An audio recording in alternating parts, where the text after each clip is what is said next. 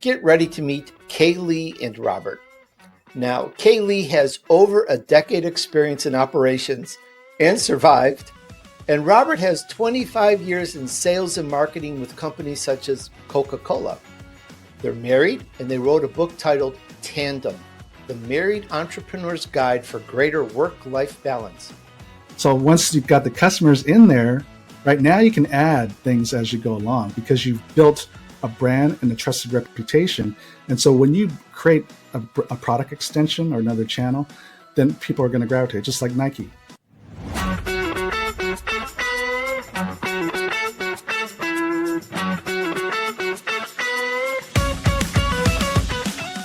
Welcome, entrepreneur movers and shakers. This is the TonyDUrsoShow Show. You're at the right place. I thank you for joining in with us. Now, today is quite the interview for you as we're going to tackle two issues in one.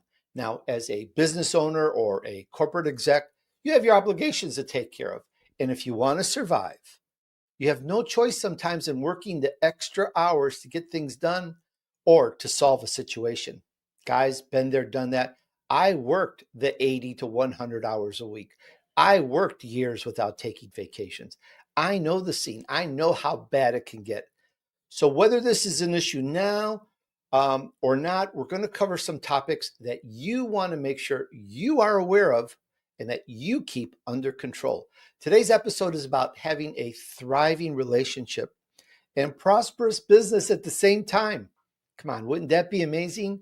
And we have some good tips for you, and that includes tips on increasing profits without relying on more sales. There are some things to learn here before you have any regrets later in life. And if you have any issues, you just may find the solutions you're looking for right here. This is a good one, guys. We're going to speak with Lee and Robert Fukui, and we're going to talk about finding true success. And while we're at it, this is all about helping you and your friends move on your journey to success. We want to help you get very successful. We're going to help turn you into an elite entrepreneur. Get ready to meet Lee and Robert. Now, Lee has over a decade experience in operations and survived, and Robert has 25 years in sales and marketing with companies such as Coca-Cola. They're married, and they wrote a book titled Tandem, The Married Entrepreneur's Guide for Greater Work-Life Balance. Hey, for me, that says it all. Let's get into it. Let's bring them on. Hi, Lee and Robert. Welcome to the show.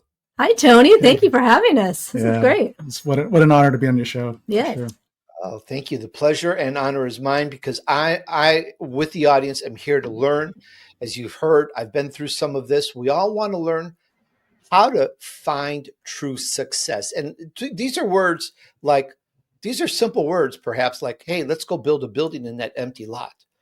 But it can take time to build. If you're a builder or in construction, you know what I mean, or anything. So it's a very simple couple of words, but it's jam-packed. And perhaps what I'd like to do, guys, is let's start here. Can you tell us, let's start with you, Lee. Can you tell us what's your backstory? How did it all start for you? Well, it started as a child, I think, for both of us. I'm third generation entrepreneur family. I loved it. We had a great time, some wonderful experiences, but we also had some challenges in my family. My dad worked 6 days a week. We worked every holiday, which I'm sure you can relate to, Tony, as a kid. We worked Christmas Eve. It just seemed like, every Saturday. It was a lot. And growing up, my dad just wasn't around a lot. And my family really suffered from it. To this day, I still don't know if my dad made it to my high school graduation. I think he was working. So my mom basically raised 4 strong-willed children, and the business became the mistress in my family. Wow. I can't tell you how many holidays I missed, or partially just from being a paper route boy, because when you have to deliver papers, it doesn't matter if there's holidays, but usually that's just a couple hours. So that's not too bad. Though later in the corporate world, I missed everything and anything that could be missed. If it was able to be missed, I missed it. So I totally get it. And Robert, and sometimes those holiday papers, like Sundays, those are the heaviest loads, right? Guys, these things, these papers, I don't know what they're like today, but they're like, if 2-3 inches thick. And as an 8-year-old boy in a cart, the cart weighed hundreds of pounds. You Yeah. cannot push it. You have to do 2 trips because Yeah. it's just too freaking heavy. The cart weighed more than you did.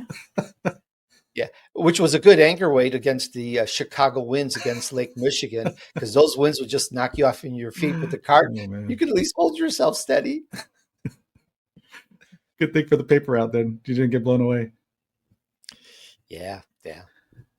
Yes. The good old days, huh?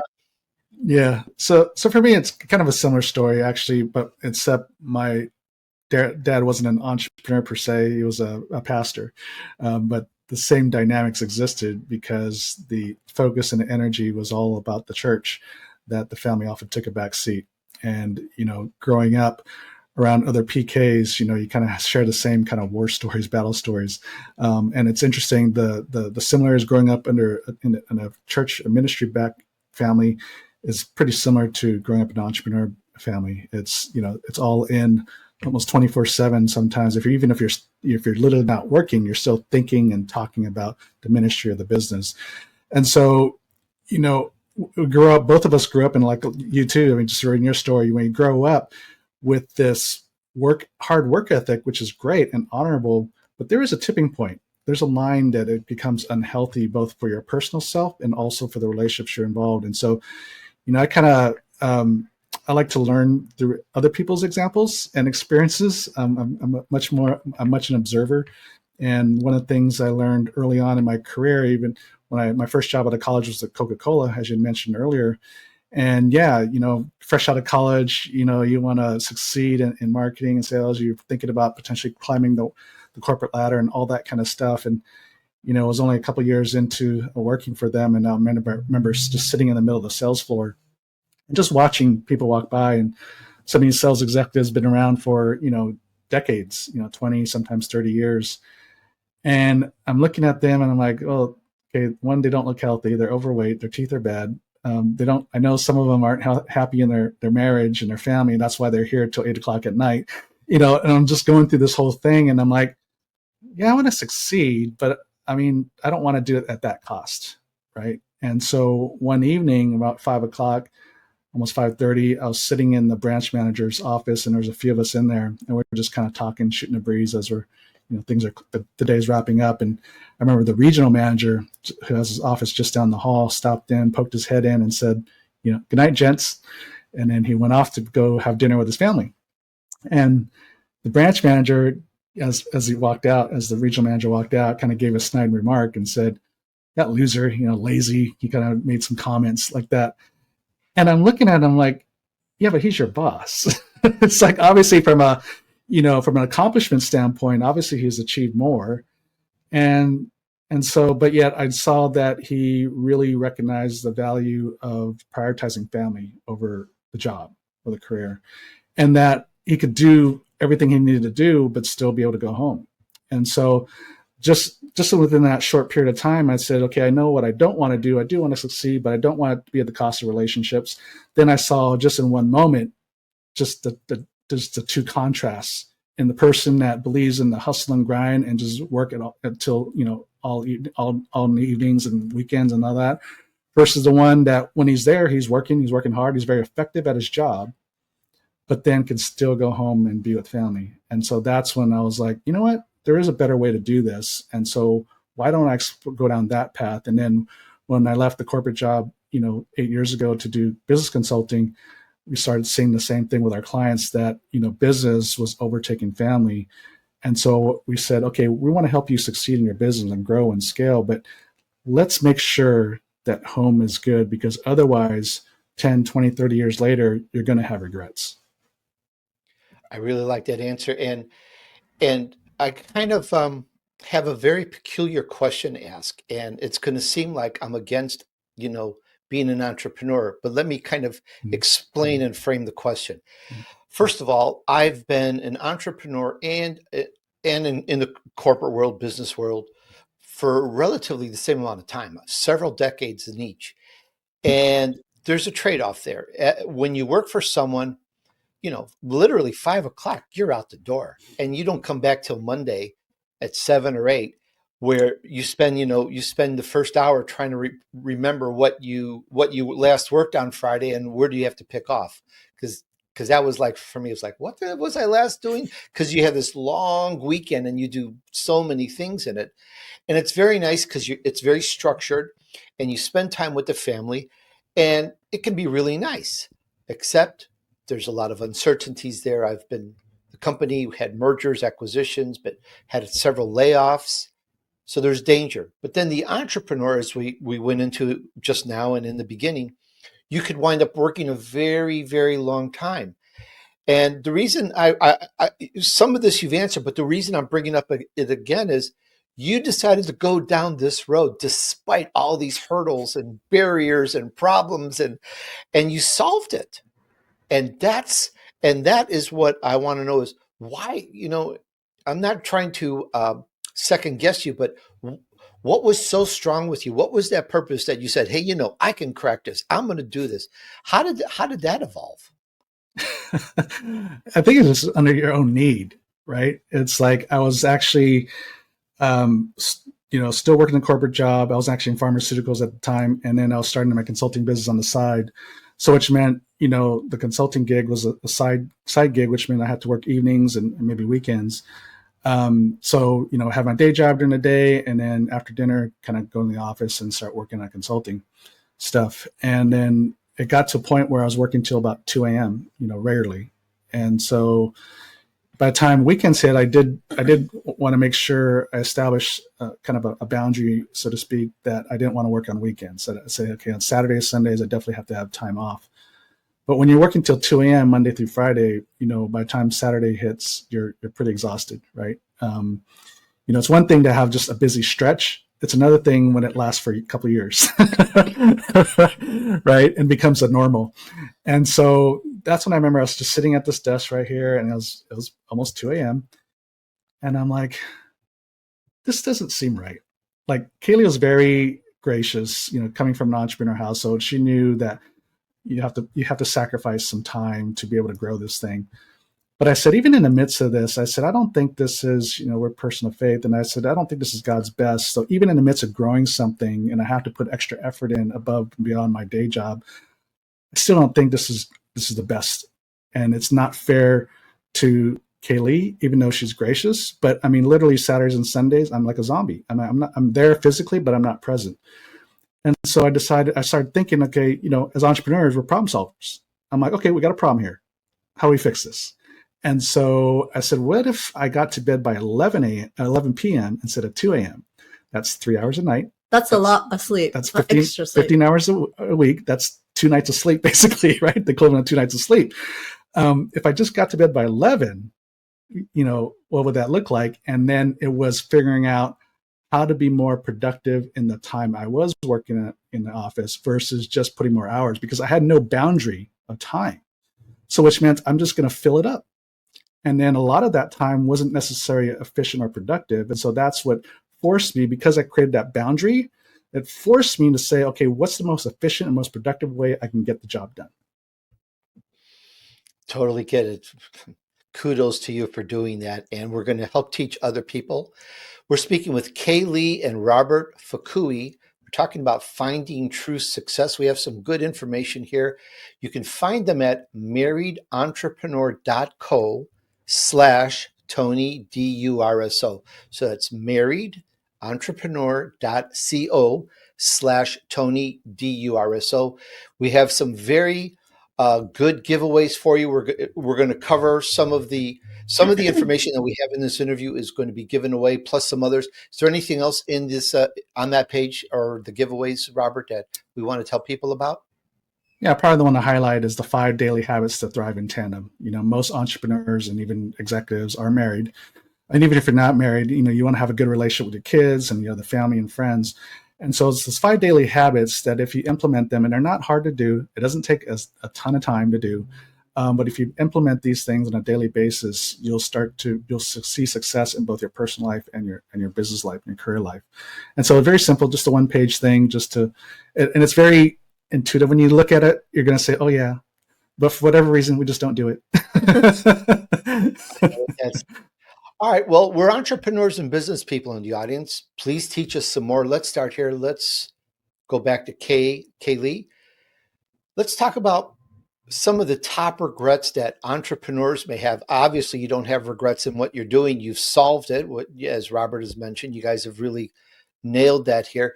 But as we're older, we tend to look back and go, oh, I wish I would have done this. I wish I would have done that. So, what are some of the regrets that successful entrepreneurs have? On the list, some of them are, I wish I would have spent more time with my family. It's never, oh, I wish I would have spent more time in the office. Wish I would have had more fun.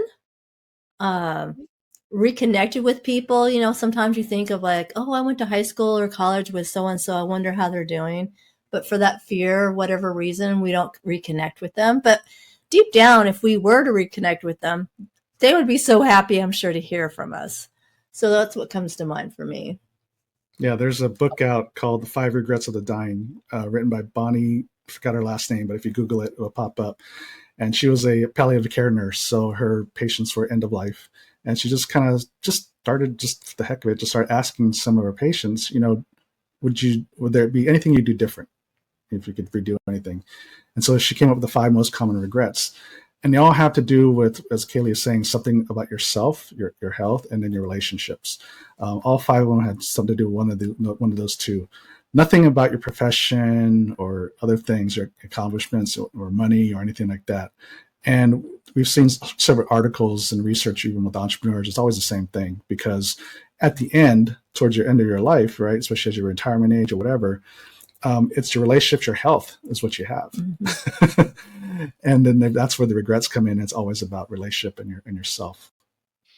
Good points. Kaylee, what about expectations? You know, being an entrepreneur has been very challenging for me, because family, and especially when relatives visit, they expect things because you're home. They don't understand. I'm working, I'm doing things, you know, they see you walking around or grabbing some water, and they think, you know, that it's just this, it's a confusion, I think, for others to see, and that there's an entrepreneur, but he's working, you know, because it doesn't necessarily look like you're working. So how do you, but you make it look easy, Tony. Well, I think people think entrepreneurs, us as entrepreneurs, we're home, we don't do much, we have all this free time on our hands, and I guess nothing else to do. And you make a lot of money. Yes, that too. I'd say for expectations, I would, if I was, like you're saying, had house guests, I would just say, like, you know what, I'm going to be working such and such hours, and after that, I would be more than happy to go and do whatever you guys would like to do from this certain time. Like, I'm all yours. If you want to go out to eat, if you want to go check out the city, you have my full attention. And I think once people know what the expectations are, at least with myself, then I can kind of simmer down my, okay, now I know where the boundaries are, and I can work within that. So you feel it's important to make that announcement. And I actually do that even when it's just my wife and I say, here's my schedule for today. These are the interviews or calls. Aside from that, it's cool, but I've got to do these things. And it's taken me time to learn to even give those announcements or information to my wife. And it works really well and very, very smooth. But you don't necessarily think of these things right away. And then when you have guests or other people stop in, it's a whole different world. Mm-hmm. That's just a great example of communication, Tony. I mean, it's being proactive. Mm-hmm. And then, because if you don't communicate things ahead of time, set those expectations, everything's, you know, kind of up in the air. We don't know. And so with the unknown, especially like if I don't communicate things with Kaylee, the unknown is what stresses her out and can create conflict. As opposed to if I just tell her up front, hey, I got a busy stretch, you know, this next couple of days is pretty busy. I got some gaps over here and here. Maybe we can sneak out for some coffee, or we can get dinner, whatever. When we kind of come up with a plan to deal with a busy stretch or whatever, then it's not an issue. It's more the unsaid things and leaving things up in the air that can create that conflict and confusion. And it kind of just simmers me down and lets me calm down. Like, okay, now I know what the expectations are. Because I could totally be thinking something different in my mind. And it sounds really good. But if I never communicate it to him, to Robert, you know, I mean, I'm going to get frustrated because I thought, well, it sounded like a great plan to me. Totally understand. Now, we have the entrepreneur, and then we also have the business owner, which is a little, just call it a little different. Come on, it can be a big difference as well. But you're still an owner of the business. Just there's different responsibilities as the business owner. You're wearing multiple hats. There's certain things that you are responsible for, and you may have employees doing whatever. And all these hats, Robert, steals your time away from the family. How does somebody fix that? Yeah, well, the first off is wearing too many hats. I mean, that's part of the problem of the dysfunction in the business and the lack of growth. And so a lot of times we're trying to do too much with very little resources. And you hear this adage like, we got to do more with less. Well, yes, but it's not so much putting more on your plate. It's about, when I consider doing more with less, it's about how do we grow, like not just sales wise, but profit margin wise without additional effort. And so if you take the example of, instead of having, like, I'll use the kind of In-N-Out example. Not everybody knows In-N-Out Burger, but here in Southern California and parts of the West Coast, we all know In-N-Out Burger. Very simple menu. And there's other chains similar to that. They only have 3 choices on your packages, right? On your value meal. And they keep it very simple. It's all they pretty much sell are hamburgers and cheeseburgers and some variation on that. But they don't have all the other additional menu things like McDonald's and Carl's Jr. and all that. Keep it very simple, but they do it very well. And they outsell most of the other burger franchises because they really concentrate on just a few things. And because they order such their ingredients at such bulk and scale, because they don't have all the extra chickens and stuff like that. It's all meat and onions and or cheese, right? And bread. And bread, and that's all. And because they buy in such economies of scale, they can buy things at a lower rate, right? Which means what they charge, even though they even charge a little less than even McDonald's, but they make better margin on each transaction. And so that's where that example, wearing a lot of hats. Instead of having this big menu of doing all these things, how about we concentrate on doing fewer things and just do it really, really well? And The less is more type of Exactly. an adage, where you focus on less, you do a better job on the less, and you make more out of it. Mm-hmm. Mm-hmm. And even for the business owner, the fewer things I can focus on the things that I'm really excellent at. And then the other stuff, you just got to figure out, either I eliminate it, I just don't do it, or at least don't do it temporarily. I got to figure out a way to delegate it, or I got to figure out a way to get some automation into place. So it's an ADE acronym that we use: automate, delegate, or eliminate. So where are the things I should focus my time on that will grow the business? And then with the rest of the stuff, how do I automate, delegate, or eliminate? I'm going to comment on that, but also ask a question to Kaylee at the same time, so we have everyone participate here. When a business owner does that, Kaylee, the less is more focused on, and it makes perfect sense. We've seen great success, and we've seen superior success the other way, where stores sell everything possible. We've seen Amazon and Walmart sell everything they possibly can, like the old days with Sears and Roebuck, way back in the day, even before my time, kind of. They had catalogs. They sold everything, even elephants. So it was like the biggest store in the world. They sold everything. Their catalog was absolutely huge. So it seems both ways can go up. But Kaylee, the bottom line is sales, is profits. And that's what keeps owners up and thinking or being with the family while they're not really being with the family. And it's low, so it's a tricky question. It's like, I want to ask if it's always the problem or the answer, but it doesn't always seem to be as important as it should, but then it's important. It's a conundrum. Perhaps you can help elucidate us on that a little bit more. Well, I think part of it is a lot of times with entrepreneurs, it's the last thing we want to do is look at our margins. It's like, it's nothing romantic about it. It's getting out the numbers and the spreadsheets. Robert loves that stuff, but most people, it's the last thing we want to do is keep track of. And we've even had clients that we've asked them what their pricing or what their best-selling SKU was, and they would tell us something, and he would go do the numbers, and he's like, that is not it at all. You are totally losing money on that one.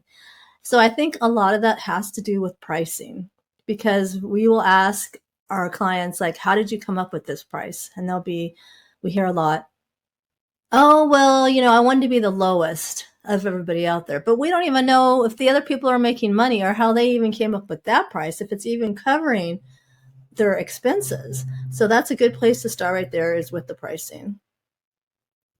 Anything else to say on that, Robert? Well, it was a comment you made earlier, about kind of going back to, focusing on less, you talked about Amazon, some of these companies that sell a lot, right? But even with that, Amazon focused on selling books first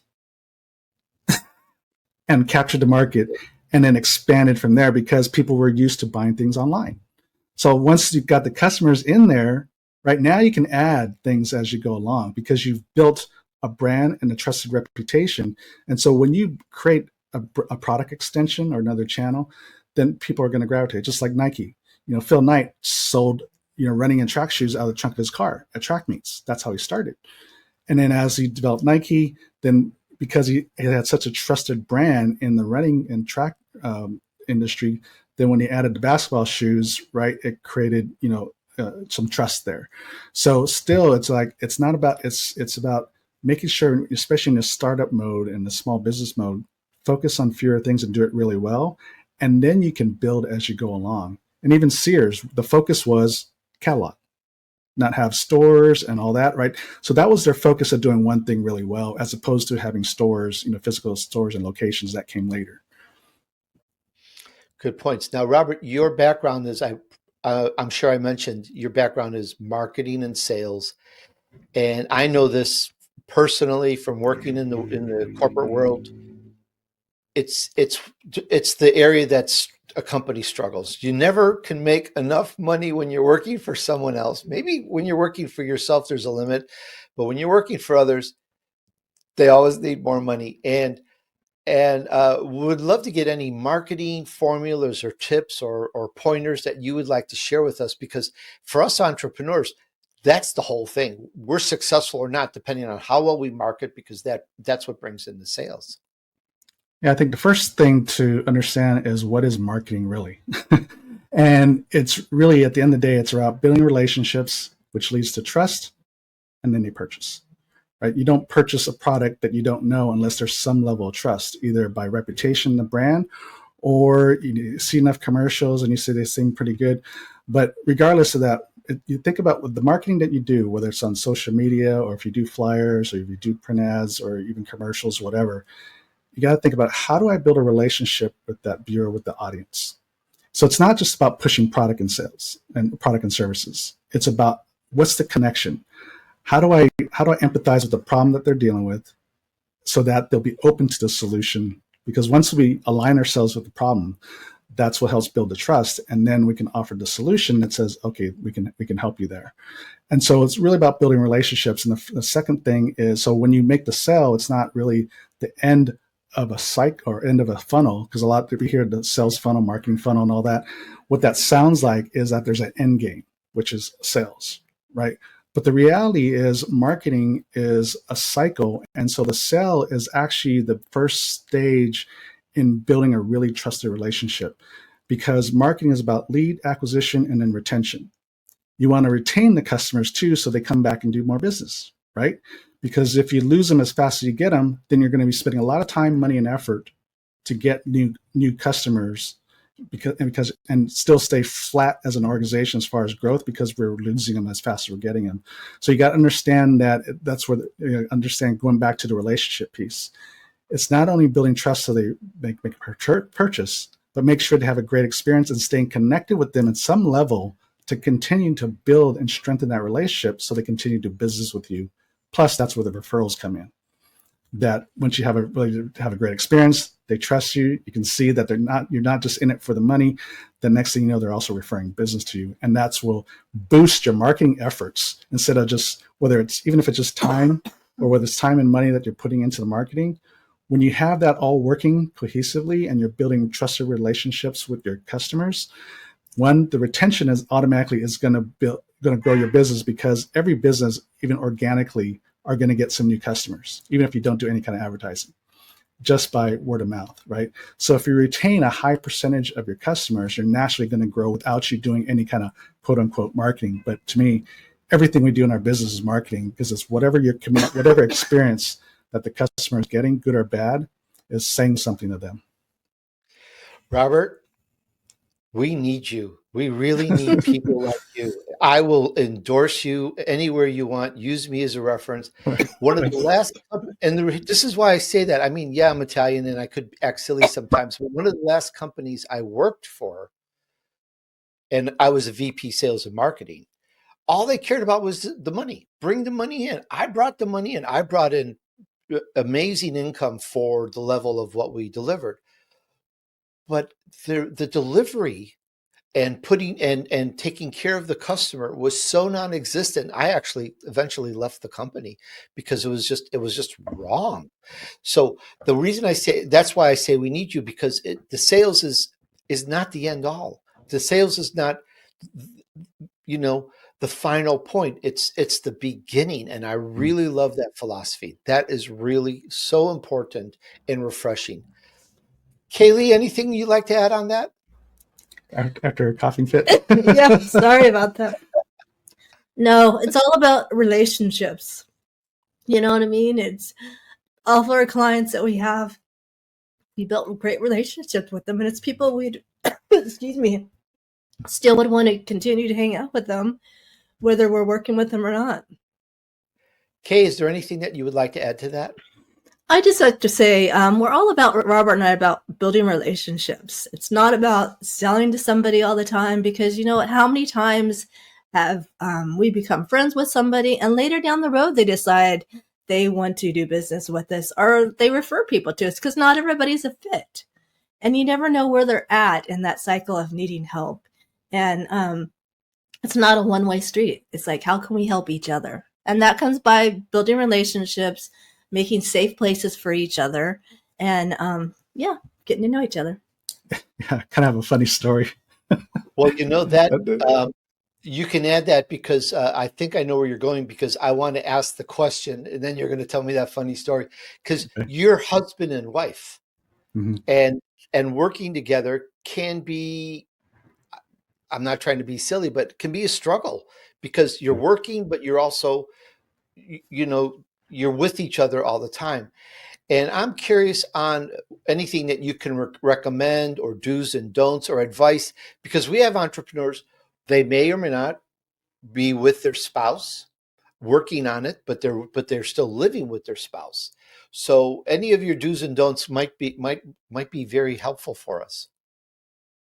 Well, I think first thing is, Kaylee said it earlier, and I kind of teased it too, is about setting boundaries, especially between work and home. So one the things that get in our way in our relationships is everything that's not just the intimate connection between husband and wife.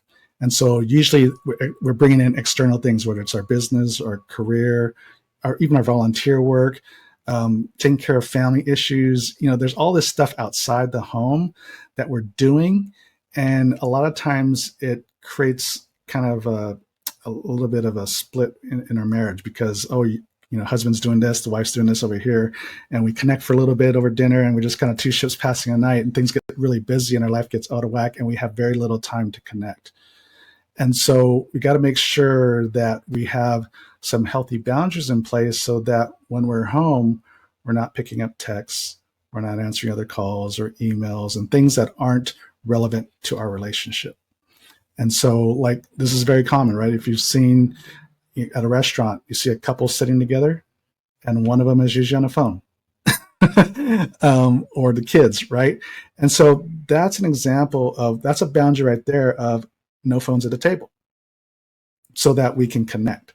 Because otherwise, even if you're physically together, you're not connecting, right? But people say, oh, we're always together, so we should be connecting, right? We're working together all the time as husband and wife. Well, working together is not really connecting emotionally. We're working together, great. But even then, we got to make sure that we have that time to just actually connect as husband and wife and not talk about business. So like at the dinner table, one of the other boundaries is don't talk about business. And so are we 100% at it? No. But because we've established that as a boundary, we can hold each other accountable on that. So when it does creep into the conversation, we can say, hey, time out. Is this important to talk about now, or can we wait to the next business day? And so 99.9% of the time, we can wait to the next business day. And so that's where we kind of say, okay, but otherwise we're just responding and all that. So a boundary is a great place to start as just busy people. It makes good sense. And it's a little tough to do without insulting the other person that has like, oh, I just thought of doing this, blah, blah. And you're going, well, this is our personal time. Let's talk about it tomorrow. It can be insulting. But so even if you just said, let's talk tomorrow, but let's put this on the note, let's put this on the sheet. Let's talk about this idea. And now we can go back to our movie or whatever we're doing, and this kind of leads into um, rules, perhaps guidance on communication. You've mentioned a couple. I would love some practical tips. There's a couple there. If there's anything else from you or Kaylee that you think is very helpful for us to know and learn and do. Well, this kind of ties into it, but we have our weekly meetings Monday at 3:30. It's on the calendar, so it's every week. No surprise. And we give each other an encouraging word, which, hey, who doesn't want to have an encouraging word? We go over our calendar for the week. So if Robert's going to be traveling a lot, I know what the expectations are, you guys. And then we'll usually try and put something on the calendar for when he gets back to reconnect. We go over our finances. We go over, like you were talking about, if there's something we need to talk about or discuss, now's a good time to do it. Unless, those emergency things come up, then you can do it sooner. But since we know we have a standing agreement of our meeting, we can talk about those challenging things. So I can just make a little note. Okay, I to remind myself, talk to Robert about this, Monday. So it's off of my mind. And now I'm not interrupting him constantly every time something pops into my mind, especially if it's a really good idea, something that I need him to. Something for me to do. Yes. Writing down, having a little notepad around where you guys hang out so that you can write down those ideas. Mm-hmm. Yeah. And you kind of led into it too earlier when you said rules. So we have what's called rules of engagement. So whenever we're having a conversation, and especially sometimes things that, topics, we all kind of know hot topics that sometimes we try to stay away from, or we know that can potentially trigger the other person. We have rules of engagement on how we talk about these things, because inevitably when we get into these hot topics and we get stuck in what we call the cycle of insanity, when everybody's saying the same thing over and over again, expecting a different result, we are usually, all we're doing is really just triggering each other. Whatever we're saying, and usually how we're saying it, is usually triggering some kind of negative emotion with our spouse, which then causes them to lash out, then which triggers me, and then it goes back and forth. And so in rules of engagement, we talk about the things that are out of bounds are the things that would trigger the other spouse, which would be like if we're in the middle of a disagreement, I don't just get upset and leave the room because that triggers her. And so the rule of what is allowed to do, even if you do feel you need a timeout, that I tell her, honey, I love you. I just need about 30 minutes to cool off, and I'll come back and we'll pick up the conversation, or maybe pick up the conversation 3 hours later, or whatever the agreed upon time is. So that's an example, right? So that way it's not like leaving her hanging, that I'm leaving and we're not going to talk, like I'm trying to avoid a discussion, but it's acknowledging that, hey, I know this is important, but I'm upset right now and I probably need time to cool off, but it doesn't affect how I feel about you, and we'll come back and talk about it. And then there's other things that we know what triggers the other person, right? And so we put those in, all those trigger things, we just put as out of bounds, because we know that's not healthy for the conversation. We just do it because we think it feels good at the time because we want to lash out, right? But it doesn't help the conversation, right? We know that, but yet we do it anyway. I think one of the things is, and I think every single person and business owner may answer this question differently. And I can already hear the answers from a lot of business owners. Do you have the senior most priority to you? And again, I've worked in the world where money was king, queen, and everything else. And that was it, period. That was the priority. Nothing else mattered. Relationships, nothing. The entrepreneur is a little different. I think everybody has a different answer. What's the most senior thing that, hey, you just won't cross that line? It's just too important. What's your senior most important priority out of all this, Robert? Can you clarify that way when you talk about senior thing? Like sometimes you may, in doing business, have to step on some toes or insult someone or or you stand your ground because it's the money's not right, or you have an obligation with the wife or the spouse, and you've got some family thing, and you've got relatives to take care of. Where's your priority? Is it the business? Is it your spouse? Is it maintaining good relationships? Where's your foundation on this? Yeah, relationships always first, right? Like I said, the regrets, top regrets everyone's going to have, entrepreneur or otherwise, is going to be your relationship and your health with yourself. So for us, it's our faith and our family, our relationship. So that takes front and center. So the decisions we make, even in business, is always, how does it affect the relationship either between you and I or even our clients? How does this affect people? And then we have to come up with a decision or an agreement or a solution that makes sure, regardless of what happens, that the relationship stays intact. So let's take for a moment a client. Maybe it's a client that we don't want anymore. Maybe we're having issues with them. And we say, okay, look, we have to deal with this to make sure that even if they're not a client of ours anymore, they might get upset at us and they might leave or whatever, but that we just make sure that the relationship between us and them is still going to be healthy. And we can come up with a common agreement that, hey, maybe we do need to part ways because of the fact it's not going well. So it is possible to keep the relationship tagged. Now, we don't want to lose sales, but at the same time, we're like, yeah, but the relationship's not good. Even if they're still a client of ours, things can go really bad. And then we lose both sales and relationship. But if the relationship stays intact, that even if they're not a client of ours, and we've had the case, they refer business to us because they trust us and respect us enough because we said the hard thing. So it's kind of almost counterintuitive that making a decision to potentially lose the sale, can cost you money. But to us, in the long term, we've actually gained more than we've lost because the relationship was always front and center. Very good. Kaylee, anything to add to that? I want to add to that. We had a very years ago, the very beginning, Robert had a business partner, and we were very fortunate. They had an exit strategy, and people thought they were crazy, and things didn't end up working out. But we had the exit strategy, so Robert said, "You know what? Does this business seem to be working with you? Is this something you want to continue doing? Do you have time for it?" And he goes, "Well, as a matter of fact, I really don't have time to do this." And Robert said, "Okay, do you want to go your own way?" He said, "Yeah." They had the business exit strategy. So they were able to retain the friendship, but yet go separate ways. Yeah, because it's one of those things where it was clear he wasn't pulling his weight. And as a people pleaser, I didn't want to confront, but I knew I had to. So basically, I posed it as a question. Say, here's the things we agreed to as business partners. And I'm not sure how much of this are you really abiding by. So, what do you think? Basically, I posed it to him. So here's what we agreed to. So this is all about setting expectations up front, the reason for that, and plus the exit. But anyways, I didn't, instead of me confronting him and say, hey, you're not doing your job, I just posed, here's what we agreed to. What do you think? And then he came up with that, yeah, we probably need to part our separate ways. And because we had the exit strategy in place, for things like this, the exit was very, was great. It worked probably as smooth as it could be. And so that's where I think setting those expectations up front, whether it's in a legal form or just even verbally, I think really helps preserve the relationship later. Because you got to think, this may not work out, right?